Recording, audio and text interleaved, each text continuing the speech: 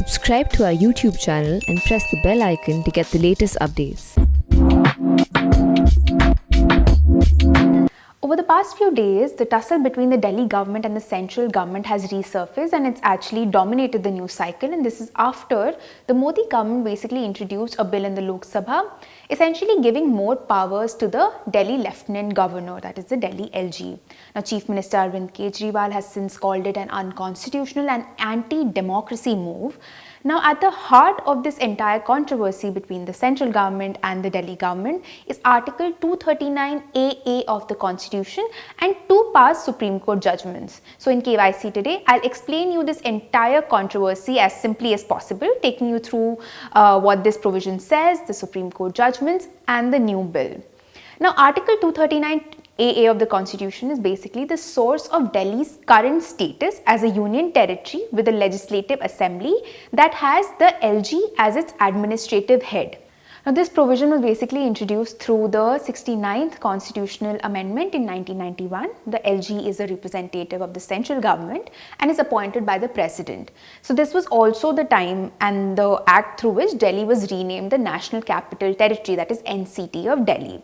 Now, the Government of National Capital Territory of Delhi Act 1991 was passed simultaneously. This was the law through which Delhi was renamed to supplement the constitutional provisions related to the Assembly and Council of Ministers in the national capital, basically to supplement Article 239AA.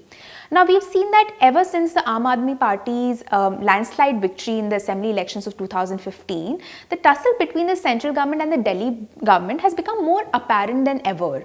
And much of the conflict stemmed from the ambiguities of Article 239AA, which also empowers Delhi's LG to refer any matter to the President in case of a difference with the Delhi cabinet. And that is when the matter actually reached the Supreme Court. Basically, it was in fact Arvind Kejriwal government which took the matter to the High Court first in 2014. Cut to 4 July 2018, a 5-judge constitution bench ruled that the status of NCT of Delhi is a class apart.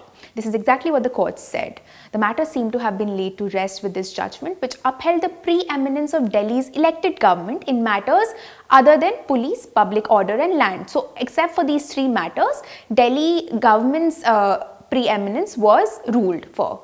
So basically, the Supreme Court said that since the LG is the administrator of Delhi, he needs to act on the aid and advice of the Council of Ministers, that is the Delhi cabinet, on all matters except for these three matters, that is land, public order and police, which is directly under the central government. Now, the court basically ruled that the LG's concurrence also is not required on issues other than these three matters, again public order, police and land, and it added that the decisions of the Council of Ministers, that is the Delhi cabinet, have to be communicated to the LG, but his prior concurrence isn't really needed.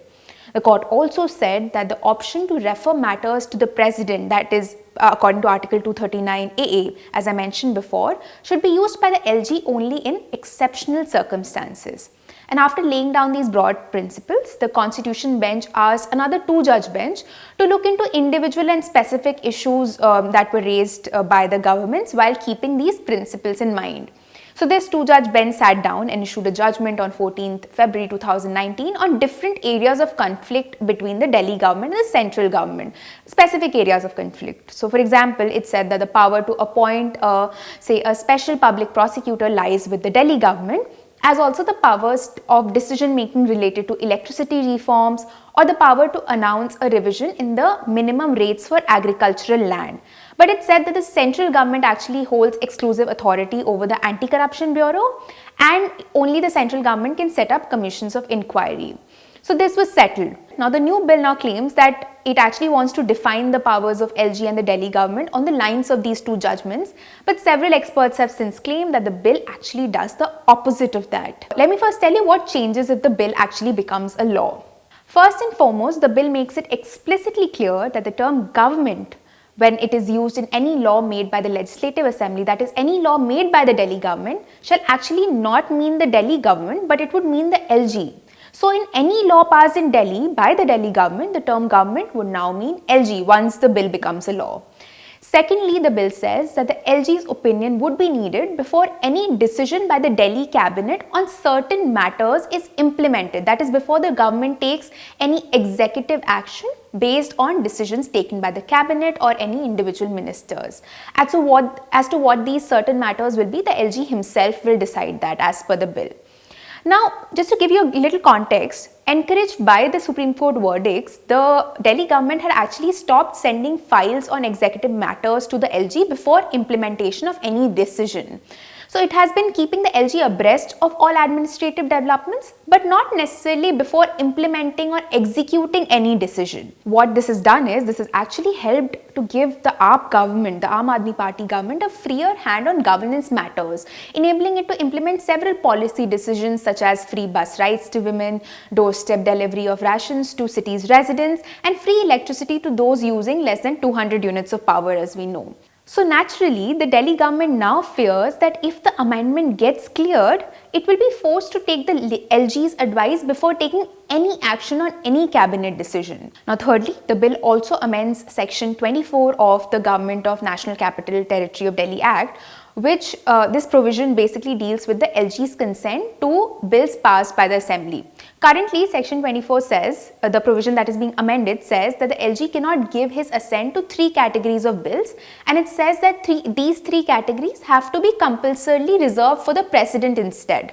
So the bill now adds a 4th category to this provision to include any bill that incidentally, and I quote, incidentally covers any of the matters which fall outside the purview of the powers conferred on the Legislative Assembly. Okay, to break it down for you, we know that the Delhi government can make laws on all subjects in the state list except for land, public order and police. But this new provision says that if a law passed by the Delhi government even incidentally touches upon, say, public order, then the law would need the president's assent. Fourthly, the bill also amends section 33 of the Act. It bars the Delhi Legislative Assembly from making any rule allowing the assembly or its committee to consider day-to-day administration of the region or conduct inquiries into administrative decisions. Now, this amendment again has been criticized, with experts pointing out that this actually takes away a very important function of the legislature, which is to scrutinize the decisions of the government. So the amendment essentially assumes significance because the 70-member assembly, where Aam Aadmi Party has as many as 62 MLAs, has multiple committees examining matters ranging from the Delhi riots to the environment. In fact, constitutional expert Gautam Bhatia tweeted that he thinks that the provision is, and I quote, specifically designed to nix the ongoing inquiry by the Delhi Assembly into the 2020 riots. This is Apurva Mandhani for The Print. Don't forget to subscribe to our YouTube channel for more such videos and follow us on Twitter, Instagram and Facebook.